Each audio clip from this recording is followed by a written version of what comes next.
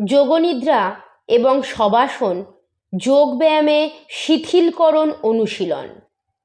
দুটি বিষয়ের মধ্যে মূল পার্থক্য হল শবাসন এমন একটি শারীরিক ভঙ্গি যা মৃতদেহের ভঙ্গি নামে পরিচিত, যেখানে আপনি স্থিরভাবে শুয়ে থাকতে পারেন।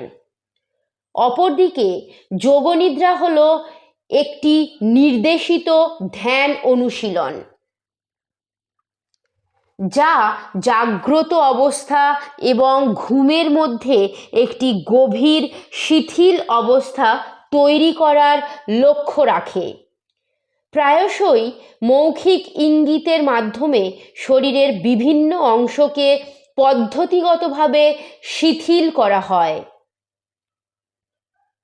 মূলত শবাসন একটি যোগনিদ্রা অবস্থায় প্রবেশের প্রস্তুতি হতে পারে, তবে দুটি কখনোই এক নয়।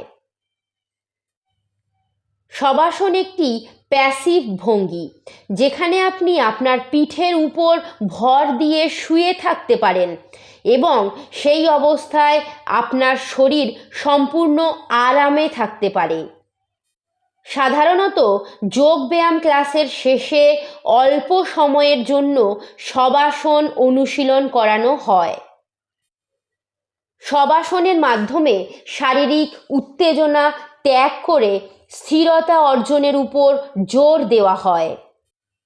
যোগনিদ্রা হল একটি নির্দেশিত ধ্যান অনুশীলন, যাতে মৌখিক ইঙ্গিতের মাধ্যমে শরীরের বিভিন্ন অংশকে পদ্ধতিগতভাবে শিথিল করা হয়।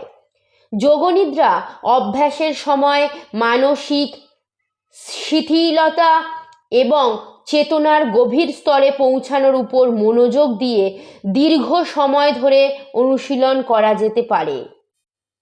চিত্রকল্প, ভিজুয়ালাইজেশন এবং শ্বাস প্রশ্বাসের কৌশল অন্তর্ভুক্ত থাকে যোগনিদ্রা অভ্যাসের সময়।